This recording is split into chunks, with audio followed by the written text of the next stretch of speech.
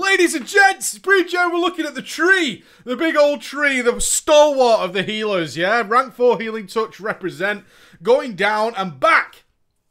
And back into its niche, and that's one thing that's really caught my eye about this over the Warlords of Draenor beta. Moving away, healing's such a dramatic change in Warlords of Draenor. It's hard to really grasp until you play it how different it is to heal now. It's easily adjusted to, though. Right now, this feels like the way I should be healing, yeah? I haven't played live in a while, but going back to that style when I do, it's like, this is just spammy shit. And then you move into Warlords of Draenor, it's like, I have to fucking think about stuff, man. I have to think about what I'm doing, and with the Resto Druid specifically, one of my favorite healers, it's really nice to see that its core strengths that it was built on, its foundation, which has been chipped away at over the last couple of expansions with other healers being homogenized and having to do very similar spells, that the Resto Druid is moving back to having that foundation and building solidly on it. And I think anybody who's rolling a Resto Druid or is going to play a Resto Druid or considering playing a Resto Druid, you're in for a fucking whale of a time. It doesn't even matter where the balance issues go now.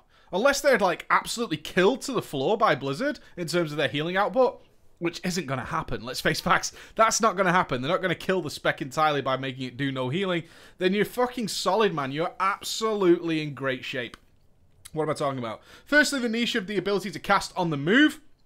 I've picked two instances in the background which were the weaker of the dungeons I did. It was with the weakest groups, which tend to create more healing stress moments, which are always nice to see and create a little bit more flavor for the content. And in there, I was able to move around my talents in order to accommodate what they were doing. Whereas usually it's like, okay, this is kind of the cookie cutter, this is kind of the way I need to go here. What we have now in Warlords of Draenor is a really well-designed talent tree. One of the best I've seen. And that's got to be something that really tickles your balls. It has to be. A lot of people have talent trees where it's like, ugh, you know, I kind of have to take this because it's so much obviously better. Even within the Druid class itself, if we look at things like Guardian and Feral and blah, blah, blah, then we still have these options where, yeah, I can pick and choose a little bit, but it don't make no big difference. With the Resto Druid, they've baked so much into just a simple talent tree that you can alter your style of play in many, many different ways. Many different ways. So you've got this foundation of being nice, cast on the move, hot base class that other specs just don't compete with. And then on top of that, Blizzard's creamed the fucking thing. They put the icing on the cake by giving you wonderful talents. Let's talk about a couple of them. In the 5-man content, which should be more relevant in Warlords of Draenor, is going to be difficult at first, especially if you're doing the challenge modes to get early raid gear. That's right, raiders, you've got to be ready to get into the challenge modes really early, instead of over-gearing them later, as many people did.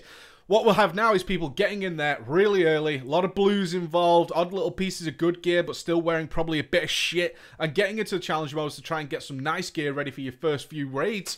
What we'll be seeing is healers, and specifically druids, altering their talents accordingly, depending on the dungeon, depending on what's needed, how does it work. Things like rampant growth, my god.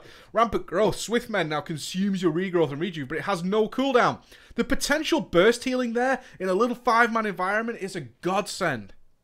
It's a godsend. I was using it on cooldown and so, well, no cooldown at all, but using it as much as possible in many scenarios because, yes, we can't really cast things like Healing Touch on the move. It has an enormous cast time, so I'm countering that with my talents. I'm countering that with my talents. I'm going to throw that into Rampant Growth and then be spamming Swiftmends and a lot of people and topping them up really fast. Super fucking fast. Faster than other people can do. Where previously, we were looking at things like Nature's Swiftness to try and carry that burden for us. And that's not great with a 2-minute cooldown on top of it, right? Or a 1-minute cooldown, I should say. What it's all about is designing what you want to do.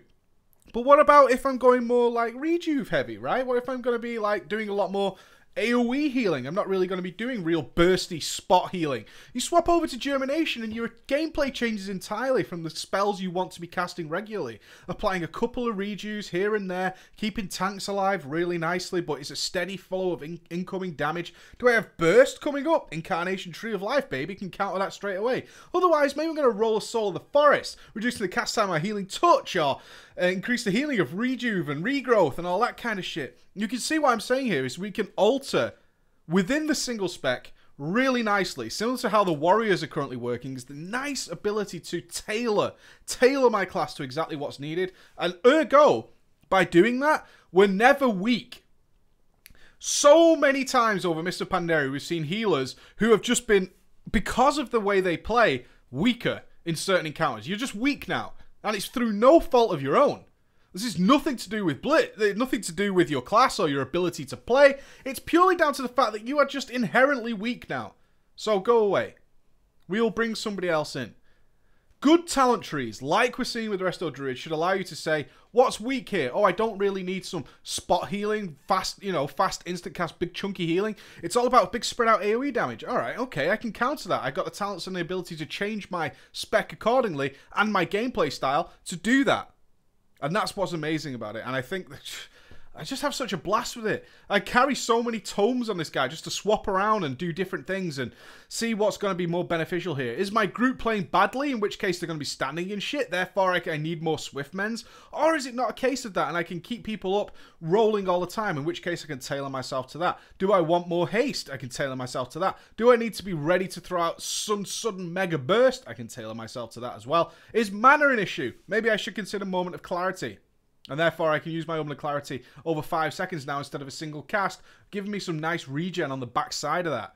So good. So good. I'm really impressed with how this the healing changes have affected the Resto Druid. I feel genuinely that the Resto Druid is one of the most, not buffed, but certainly one of the biggest beneficiaries of the healing changes. Yeah, they're the ones who seem to have got a very, very fucking good deal out of this. Not that they had a problem in the past, but now they've got a very good deal. Is it sad to see things like Mushroom Bloom gone? Yeah, of course it is, right? A good druid could make best use of that. Why is Genesis still on the table? Don't really know. You know what I mean? It might be helpful in some occasions, but I feel like they already have answers to that. But if that's your biggest issue right now, there's a couple of spells where it's like, meh, that's okay, not great.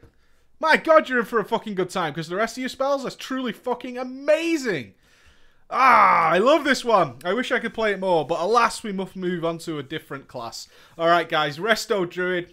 Happy fucking days, man. Happy days. Bye-bye.